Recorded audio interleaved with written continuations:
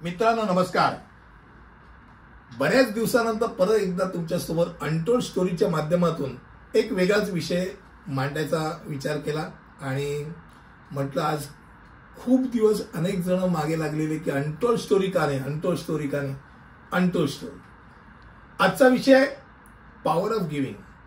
देण्याची जी शक्ती आहे त्या शक्ती संदर्भात आपण चर्चा करणार. माझं स्वतःचं त्या बाबतीतलं मनोगत अनुभव सांगणार. सर्वप्रथम म्हणजे जर विचार करायचा झाला तर देण्याच्या प्रवृत्तीमुळे एक सकारात्मकता निर्माण होते, समाजामध्ये निर्माण होते, तुमच्यामध्ये निर्माण होते. म्हणजे एक संकल्पना आहे की ज्यात देणारा आणि घेणारा दोघांनाही फायदा होतो. आणि काय फायदा होतो काय नाही फायदा होतो आपण या संदर्भात परामर्श करणार आहोत.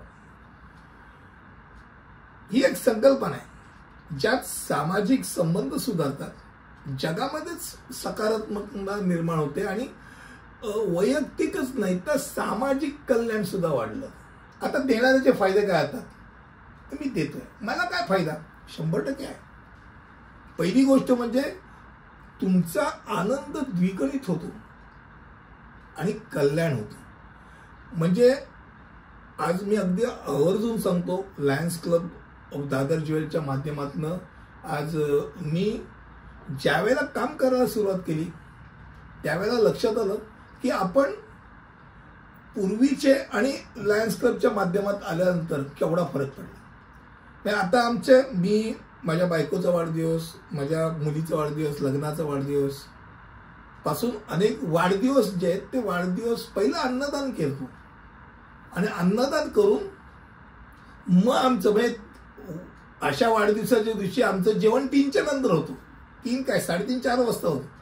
पण तिथे भूक लागलेली नसते कारण त्यात एक मानसिक समाधान असतं आणि ते मानसिक समाधान जर पाहिजे असेल तर त्याकरता द्यायला पाहिजे. क्रमांक 2, देण्यामुळे मेंदूमध्ये एक प्रकारचं चांगली रसायनं बाहेर पडते. मी मगाशी म्हटलं ना की वाढीव आनंद मिळतो, त्याने ताण आणि चिंता कमी होते. तुम्हाला दुसऱ्यांची दुःख जेव्हा बघायला मिळतात तर आपसुकच तुम्हाला तुमच्याकडे देवाने बरंच काही दिलंय ही भावना निर्माण होते. नाहीतर आपल्याला नेहमी सवय असते ज्याच्याकडे जास्त आहे त्याच्याकडे बघायची आणि नेहमी दुःखी आत्मा होण्याची. ज्या वेळेला अशा लोकांना तुम्ही द्यायला लागतात तेव्हा लक्षात येतं की अरे देवाने आपल्याकडे बरंच काही दिलं, आपण या लोकांना मदत करतोय, ही आपल्याला एक संधी आहे.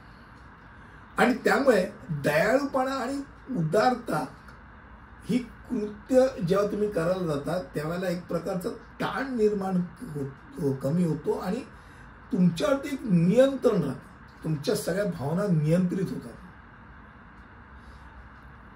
आत्मसन्मान वाढतो, एक आत्मविश्वास वाढतो. आपण कुठेतरी समाजात रिटर्न मध्ये का होईना पण थोडं का होईना पण काहीतरी देऊ शकतो किंवा देऊ शकलो ही भावना आपल्या कुटुंबाच्या समोर आपण जेव्हा प्रेझेंट होतो की मी काहीतरी देतोय, भले कोणी दाखवण्याकरता देत नाही पण एक ही भावना पण आपल्या नवऱ्यामध्ये आहे किंवा मुलामध्ये आहे हे बघितल्यानंतर ती बायको त्या आईला नक्कीच आनंद वाटतो. आणि अर्थातच तुमचं समाज माध्यमामध्ये, तुमच्या समाज बांधवांमध्ये अशी तुम्ही मदत करत असल्या कारणाने लोक तुमच्याकडे आदराने बघतात, तुमचं कौतुक केलं जातं. एक वेगळी प्रतिमा त्यांच्या मनात येते की हा ढापणाऱ्या कॅटेगरीतला नाही, हा देणाऱ्याच्या कॅटेगरीतला आहे, हा देण्याची शक्ती जाणतो. मजबूत सामाजिक संबंध होतात, लोक अशा माणसांकडे आकर्षित होतात, लोक अशा माणसांच्या जवळ जातात. काहीतरी मिळावं म्हणून नाही पण असा माणूस नेहमी आनंदी असतो, त्याच्याकडनं आनंद मिळवण्याकरता लोक त्याच्या जवळ जातात. मी मगाशी म्हणतो ना की जे श्रीमंत अंबानी बघ किती आहे, त्यांनी तर सोन्याचा चमचा तोंडात घालून जन्माला आला, मला का नाही दिलं देवाने आणि ह्या वाईट त्या, हे दुःखी आत्मा असतात. देवाने सगळं काही देऊन सुद्धा दुःखी राहणार. त्या मनाने जेव्हा अशी माणसं असतात ते आनंदी असतात. सदानकदा तुम्हाला त्यांच्या चेहऱ्यावरती हास्य दिसेल, कुठेतरी आनंद दिसेल, लोकांना काहीतरी देताना दिसते. उद्देश आणि उद्देश तुमचं जे असतं, जी भावना असते ती फार महत्वाची असते. त्यांनी काय होतं, दुसऱ्याच्या जीवनात आपण काहीतरी फरक करत आहोत, आपण काहीतरी देतोय हे बघितल्यानंतर दुसऱ्याला सुद्धा असं वाटतं की आपण पण द्यावं. आणि ही भावना वाढीवला आपण जेव्हा लावतो तेव्हा एक प्रकारचा एक आत्मिक समाधान लागतं. इथे 150% मी नक्की सांगू इच्छितो की देताना कधी कधी असं अनेक म्हणतात की एवढंसं काहीतरी पोह्याचं हे दिलं किंवा पोळी भाजी दिली आणि ते फोटो काढण्याकरता ते देत आहेत. मी ते म्हणत नाही. ते जे करतात ते चुकीचं करतात, सोडून द्या. म्हणून द्यायचं नाही का, फक्त ते कोणाला देतात ते फार महत्वाचं. म्हणजे पूर्वी मी तुम्हाला सांगतो, विद्यार्थी लोक घरी यायचे, खास करून कोकणातले जे विद्यार्थी होते ते माधुकरी मागायचे. भिक्षांदेई असा शब्द आल्यानंतर माधुकरी मागतोय असं तो म्हणायचा. त्या मुलाला जसं जमेल तसं अनेक घरातली माणसं लगेच द्यायची. का? कारण तो कुठेतरी शिकतोय आणि शिकणाऱ्या मुलाला मदत करणं. त्या रामदासींच्या जे चळवळीतले दासपंथातले लोक 5 घरामध्ये फक्त भिक्षा मागायची.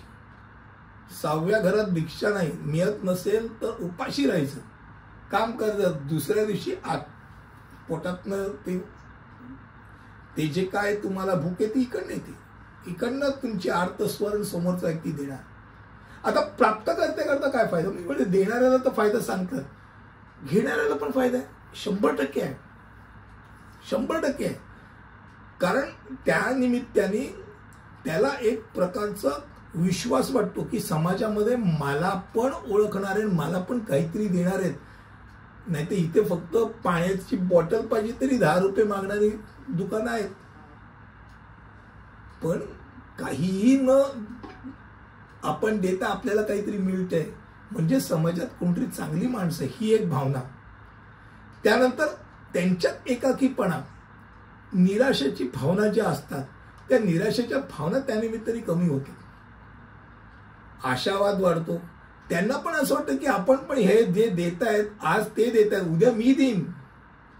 आणि तो चांगल्या भावनेने पॉझिटिव्ह माइंडेडनी काम करायला लागतो आणि कधीतरी तो त्याच पुटामध्ये शिरतो आणि तो पण द्यायला लागतो. कारण लहानपणी त्यांनी बघितलं असतं की आपण काहीतरी घेतलेलं आहे, आपण पण दिलं पाहिजे.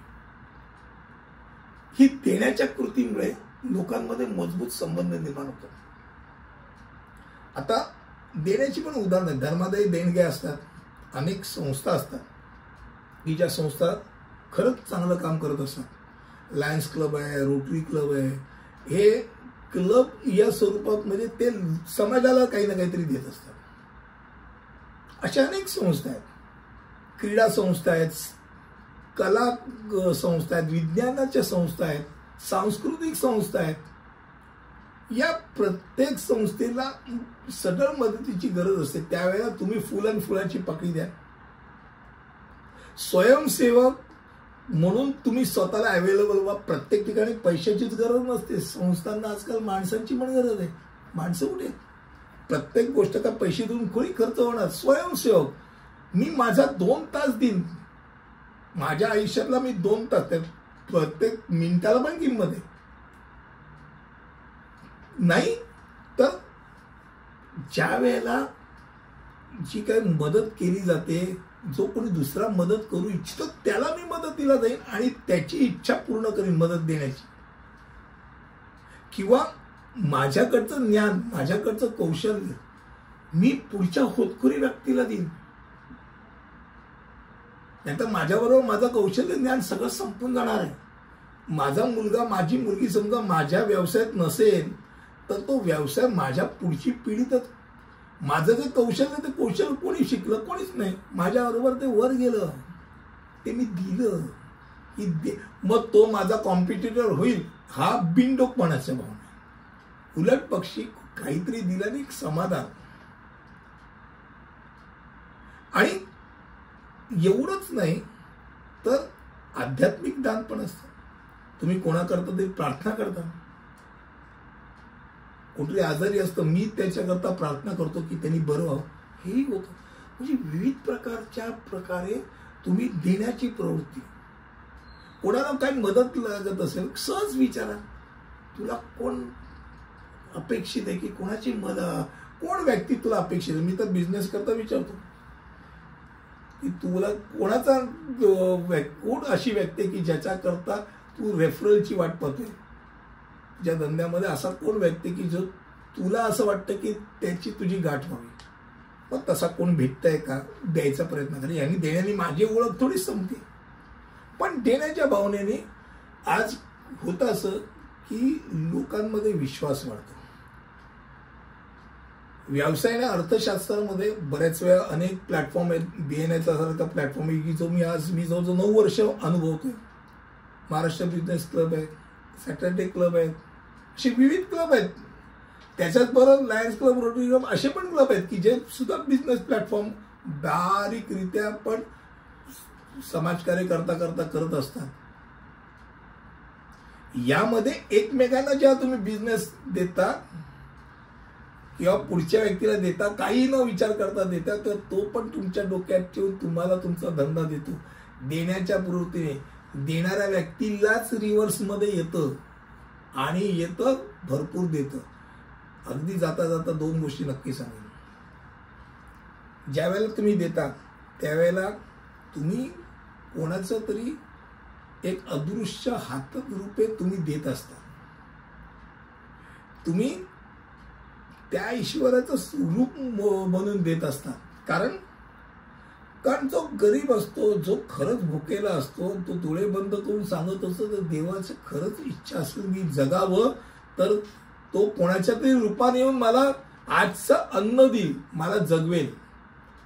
आणि जेव्हा तुम्ही त्याला देता त्यावेळेला तो देवाला नमस्कार करतो की तू आज या रूपाने आलास. म्हणजे तुम्ही काय झाला, तुम्ही देवत्वच झाला. देण्याची प्रवृत्ती ठेवा. मी नेहमी चाफा देतो. चाफा देण्याच्या मागचं कारण तेच, चाफा हे फुलच असं आहे की जे वाळल्यानंतर पण महिना 2-2 महिने तो सुगंध देत असतो, त्याचा दरवळत असतो. त्याच्यात देण्याची प्रवृत्ती आहे. अशी प्रवृत्ती या निसर्गाने जी दिली आहे तशीच आपल्यामध्ये आणायचा प्रयत्न करूया. आणि आजचा विषय देण्याची शक्ती, पॉवर ऑफ गिव्हिंग, या विषयावरती मी आपल्यासमोर माझं मत मांडलं. तुमच्या आयुष्यात तुम्ही कोणाला काही देऊ शकता का याचा प्रयत्न करा. सुरू तर करा. 100 रुपये कमवत आहे ना, 5 रुपये तर द्या. लाखभर कमवणारा समजा खिशातनं 10ची दिडकी काढत नसेल तर उपयोग काय. तो 100चा कमवणारा व्यक्ती बऱ्याच वेळा 50 रुपये खर्च करतो. गरीब व्यक्ती एक पोळी असेल तर बाजूला जो उपाशी असेल तर त्याला अर्धी पोळी देतो, कारण त्याला ते भूक म्हणजे काय ती माहिती असते. पण अनेक वेळा श्रीमंत अख्खा ताटामधलं अर्ध अन्न असं टाकून निघून जातात. त्या अन्नाची नासडी होते, अन्नाचा अपमान करू शकतात, कारण त्यांना अन्नाची किंमत माहिती नसते. त्यामुळे ज्यावेळेला आपण गिव्हिंग या सेक्टरमध्ये जातो, देण्याच्या प्रवृत्तीमध्ये जातो, आपसुकच अनेक चांगल्या गोष्टी आपल्यात होतील आणि तुम्ही पण द्यायला लागाल अशी अपेक्षा करतो. कुठल्या तरी चांगल्या क्लबमध्ये, लायन्स क्लब असेल, रोटरी असेल, जे जे तुम्हाला जमेल त्या ठिकाणी जॉईन व्हा. देण्याच्या प्रवृत्तीत या. खूप दिवस झाले, बरंच घेतलं देवाकडनं आणि समाजाकडनं, आता द्यायला लागा. धन्यवाद.